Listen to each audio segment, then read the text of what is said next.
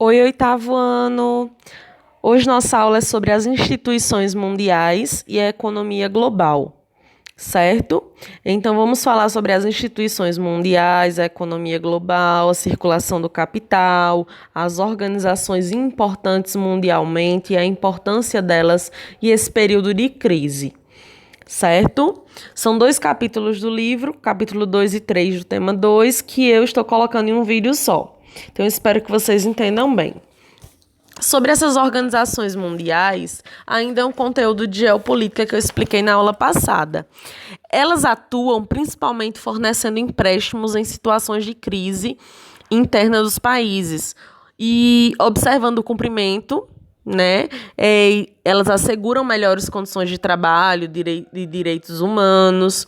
Então, essas instituições internacionais, organizações supranacionais, elas emprestam dinheiro para os países que precisam, impõem regras para esses países e estabelecem e orientam para ver se esses países estão cumprindo essas regras para ter uma melhor condição de vida para a população.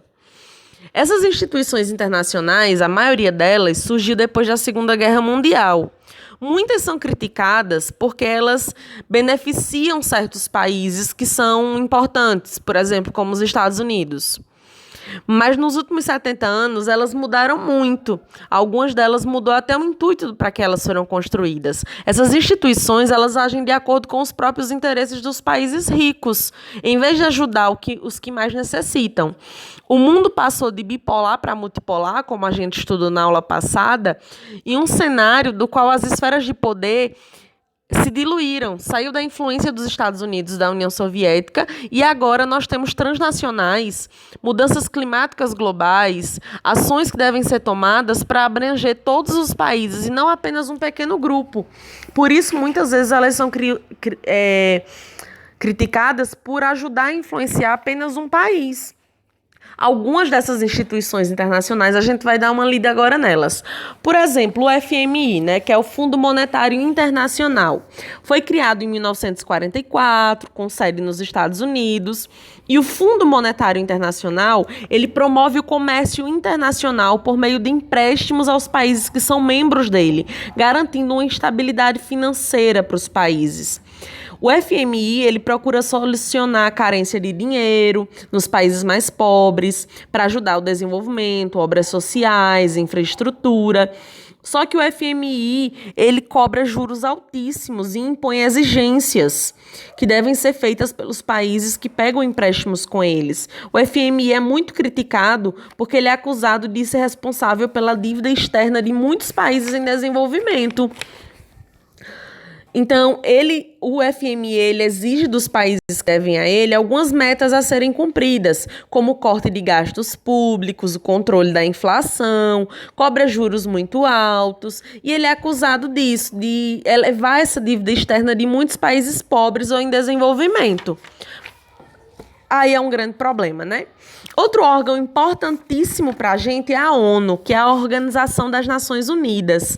A sede dela é em Nova York, nos Estados Unidos, e ela foi criada em 1945. O objetivo principal da ONU, ela foi criada com o objetivo de manter relações de paz e segurança entre os países, boas condições de vida, observando os direitos humanos e a justiça social. Então, assim, o principal objetivo da ONU é manter a paz mundial. Hoje a ONU conta com 193 países membros, tá certo? E a ONU, ela tem vários órgãos, ela não é um órgão só, né? A ONU, ela tem vários órgãos. O principal órgão das Nações Unidas é o Conselho de Segurança, mas ele é composto por vários membros rotativos. Então a gente vai ter na ONU o Conselho de Segurança, que tem membros permanentes, composto pelos países que venceram a Segunda Guerra Mundial. Esses países têm poder de voto e de veto dentro da ONU, que são eles: Estados Unidos, Reino Unido, França, China e Rússia. Dentro do Conselho de Segurança também tem membros rotativos. São 10 países que são trocados a cada 2 anos, tendo poder de voto, mas não de vetar. Dentro da ONU, nós temos a Organização Mundial de Saúde, que é a OMS. Temos também a OIT, que é a Organização Internacional do Trabalho.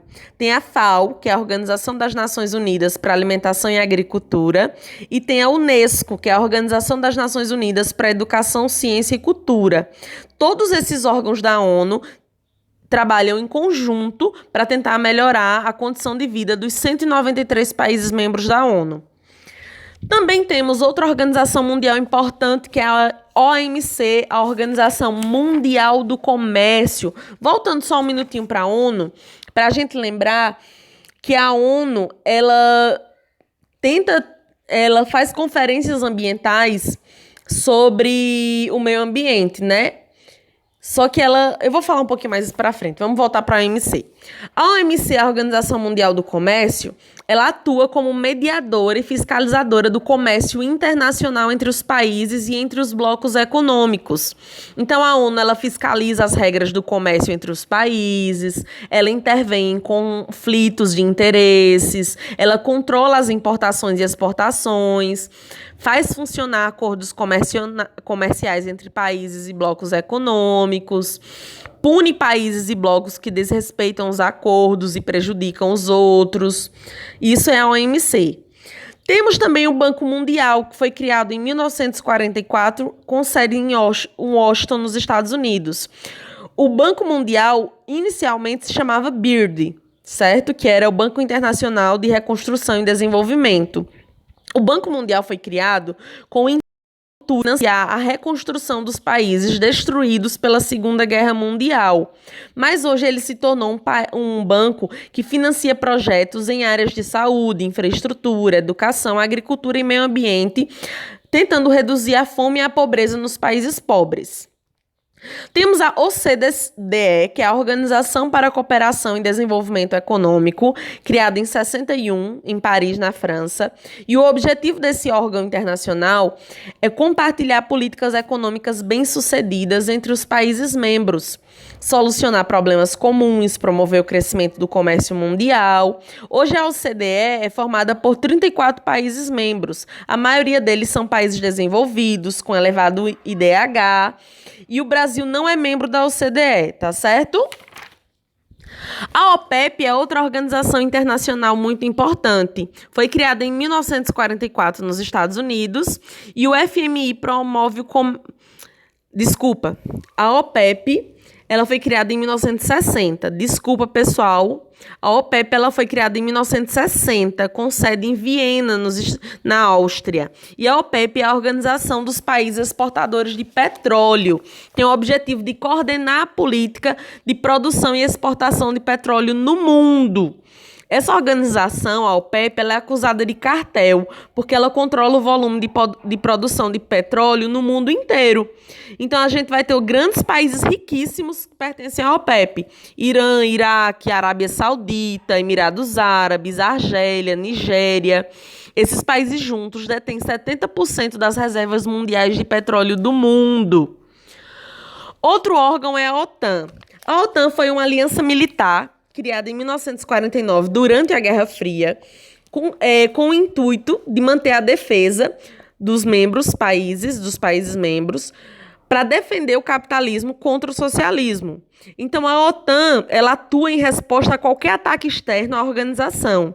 Ela tem influência econômica, comercial, política, e ela tenta combater o terrorismo e promover ajudas humanitárias. Essas instituições são importantíssimas no dia a dia. Elas promovem grandes atitudes importantes, né? Porque elas ajudam de alguma forma. Porém, elas estão em crise, como eu falei. Estão em crise porque, com o mundo multipolar, o surgimento de países importantes na esfera mundial, há uma crise econômica muito grande no mundo. E a xenofobia, que é o preconceito contra pessoas de outra nacionalidade, todas essas crises promoveram uma crise nessas instituições. Vamos falar agora da economia global, né? Chegando na economia global, a gente tenta entender qual a relação entre a revolução técnico-científica e a globalização. A globalização, ela foi potencializada pelos avanços da revolução técnico-científica. Quanto mais tecnologia tem, maior a globalização. Então, o novo sistema de transporte, os novos sistemas de informações por meio da internet promoveram uma maior globalização. A revolução técnico-científica, ela promoveu uma maior globalização, ela potencializou a globalização. As empresas transnacionais, elas atuam no modelo de globalização econômica. Elas têm influenciado governos nacionais, condicionado relações, integrado países, mesmo que indiretamente, têm potencializado a produção e o comércio de produtos em nível mundial. Então, há um papel muito importante dessas empresas transnacionais no modelo de globalização do mundo.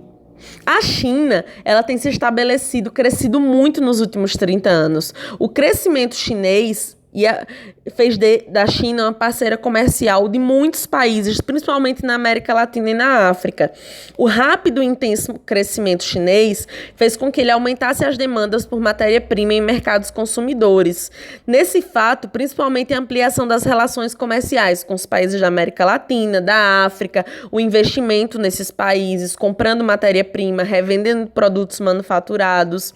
Então, esse crescimento da China é até chamado de milagre asiático, né? É um milagre que fez com que a China crescesse tanto nos últimos anos. No Brasil, nos últimos anos, ocorreu um processo de desconcentração industrial, né? Com incentivos fiscais, mão de obra barata, ampliação das redes de transporte, comunicação, as indústrias não estão sendo mais colocadas apenas em uma área como no Sudeste.